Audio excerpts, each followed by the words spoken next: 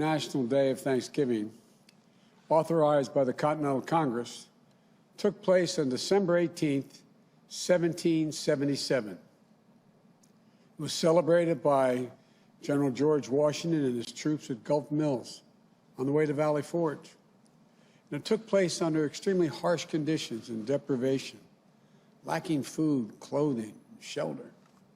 They were preparing to ride out a long, hard winter. And today, you can find a plaque in Gulf Mills marking that moment. Here's what the plaque reads. It says, "This Thanksgiving, in spite of the suffering, showed the reverence and character that was forging the soul of a nation." Forging the soul of a nation. Faith, courage, sacrifice, service to country, service to each other, and gratitude even in the face of suffering have long been part of what Thanksgiving means in America. You know, looking back over our history, you see that it's been in the most difficult circumstances that the soul of our nation has been forged. And now we find ourselves again facing a long, hard winter. We fought a nearly year-long battle with a virus that has devastated this nation. It's brought us pain and loss and frustration. And it's cost so many lives. 260,000 Americans and counting. It's divided us, angered us, set us against one another. I know the country has grown weary of the fight. But we need to remember we're at war with a virus, not with one another, not with each other. This is the moment where we need to steel our spines, redouble our efforts, and recommit ourselves to the fight. Let's remember, we're all in this together. Sounds trite to say it, but we're all in this together. For so many of us, it's hard to hear this fight isn't over. We still have months of this battle ahead of us. For those who have lost a loved one, I know that this time of year can be especially difficult. Believe me, I know. I remember that first Thanksgiving, the empty chair, the silence, takes your breath away. It's really hard to care. It's hard to give thanks. It's hard to even think of looking forward. And it's so hard to hope. I understand. I'll be thinking and praying for each and every one of you at this Thanksgiving, at your Thanksgiving table, because we've been there. This year we're asking Americans to forego so many of the traditions that we've long made this holiday, which made it so special. For our families, for 40-some years, we've had a tradition of traveling over Thanksgiving. Tradition that we've kept every year save one, the year our son Bo died. But this year, we'll be staying home. We've always had the big family gatherings at Thanksgiving. Kids, grandkids, aunts, uncles, brothers, sisters, and more. For the Bidens, the days around Thanksgiving have always been a time to remember all we had to be grateful for, and a time to begin to think about Christmas and begin even to do the Christmas list.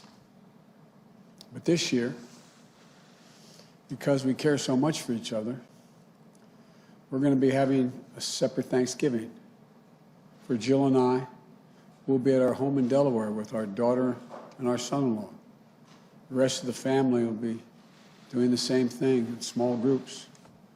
So I know how hard it is to forego family traditions. But it's so very important. Our country is in the middle of a dramatic spike in cases. We're now averaging 160,000 new cases a day. And no one will be surprised if we hit 200,000 cases in a single day. Many local health systems are at risk of being overwhelmed. That's the plain and simple truth. Nothing made up, it's real. And I believe you always deserve to hear the truth from your president. We have to try to slow the growth of this virus. We owe it to the doctors and the nurses and other frontline workers, care workers, who've risked their lives, some lost their lives, put so much on the line in the heroic battle in this virus against it for so long. You know, we owe that to our fellow citizens who need access to hospital beds and care to fight this disease. We owe it to one another. It's literally our patriotic duty as Americans. It means wearing a mask, keeping social distancing, limiting the size of any group we're in. Until we have a vaccine, these are the most effective tools to combat the virus.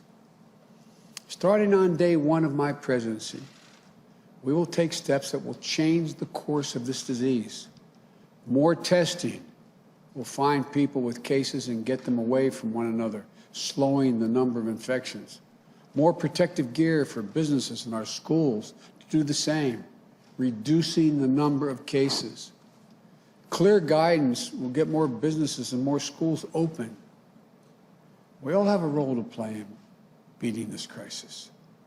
The federal government has vast powers to combat the virus.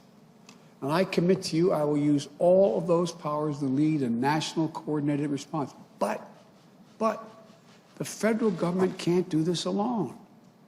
Each of us has a responsibility in our own lives to do what we can do to slow the virus. Every decision we make matters. Every decision we make can save lives. None of these steps we're asking people to take are political statements. Every one of them is based on science, real science. Now, the good news is there has been significant record-breaking progress made recently in developing a vaccine. And several of these vaccines look extraordinarily effective. And it happens that we're on track for the first immunization to begin by late December, early January. Then we'll need to put in place a distribution plan to get the entire country immunized as soon as possible, which we will do, but it's going to take time.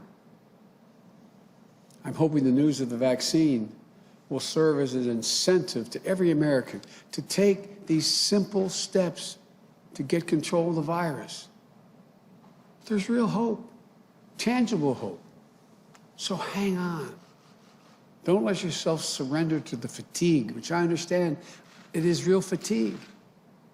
I know we can and we will beat this virus. America's not going to lose this war.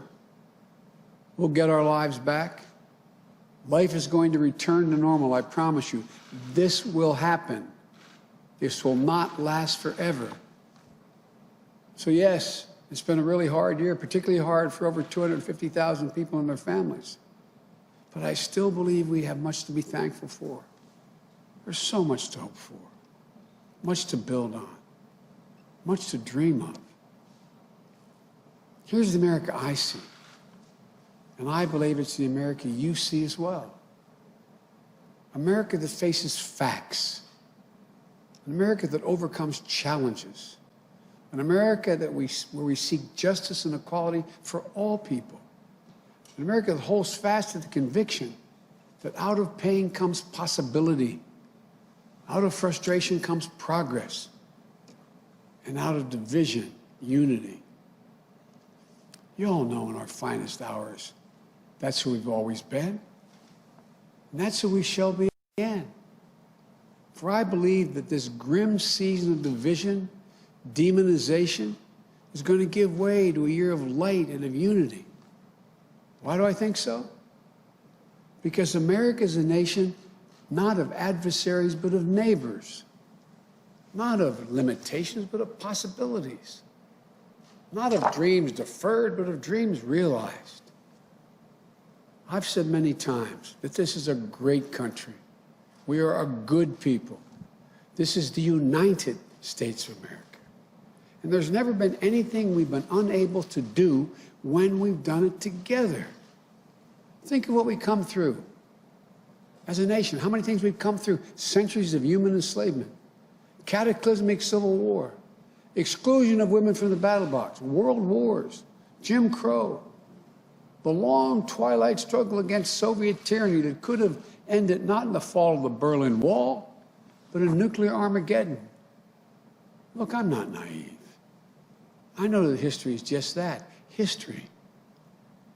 But to know what came before, what's come before, what's happened before, can help arm us against despair. Knowing that previous generations got through the same universal human challenges that we face. The tension between selfishness and generosity, between fear and hope, between division and unity. And what was it that brought the reality of America into closer alignment with the promise of reality, justice, and prosperity? Sounds corny, but it was love, plain and simple. Love of country. Love of one another. We don't talk much about love in our politics. The political arena is too loud, too angry, too heated. To love our neighbor as ourselves is a radical act. It is what we're called to do. We must try. For only in trying, only in listening, only in seeing ourselves as bound together in what Dr. King called the mutual garment of destiny, can we rise above divisions and truly heal. Look, we all know America's never been perfect, but we've always tried to fulfill the aspiration of the Declaration of Independence, that all people are created equal, created in the image of God, and that we've always sought to form a more perfect union. What should we give thanks for this season? Well, first, let's be thankful for democracy itself. In this last election, the one that just took place, we've seen record numbers of Americans exercise their most sacred right, that of the vote, to register their will at the ballot box. Think about that. In the middle of a pandemic, more people voted this year than have ever voted in the history of the United States of America. Over 150 million people cast a ballot. Simply extraordinary. Many of them waiting in line 5, 6, 7, 8 hours to vote. If you want to know what beats deep in the heart of America, it's this: democracy. The right to determine our lives, our government, and our leaders. The right to be heard. Our democracy was tested this year. And what we learned is this: the people of this nation are up to the task. In America, we have full and fair and free elections. And then we honor the results. The people of this nation and the laws of the land won't stand for anything else. Through the vote, the noblest instrument of nonviolent protest ever conceived, we remained anew, and we're reminded anew that progress is possible, that we the people, have the power to change what Jefferson called the course of human events. That with our hearts and our hands and our voices, today we can be better than yesterday, and tomorrow we can be still better than that day. You know, we should be thankful, too, that America is a covenant, an unfolding story, that we have what we need to create prosperity, opportunity, and justice.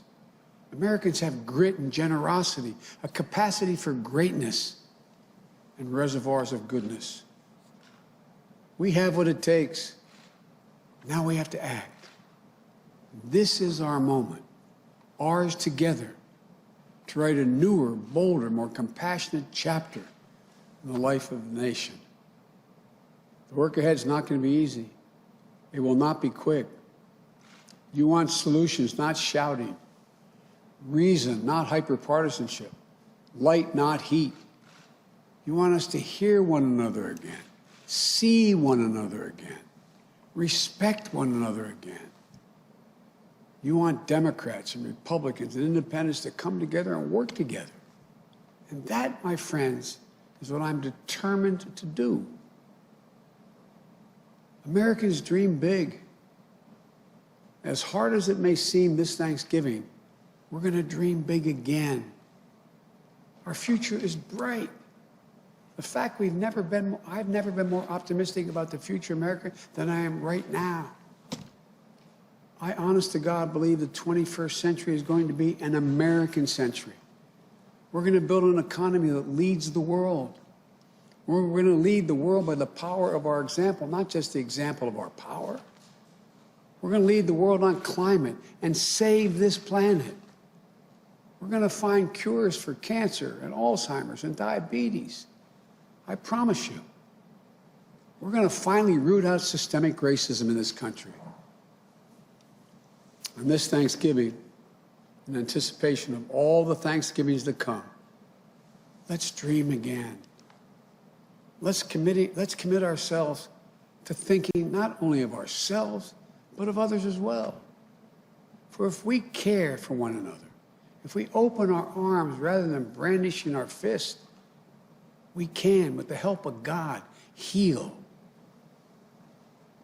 And if we do, and I'm sure we can proclaim the psalmist,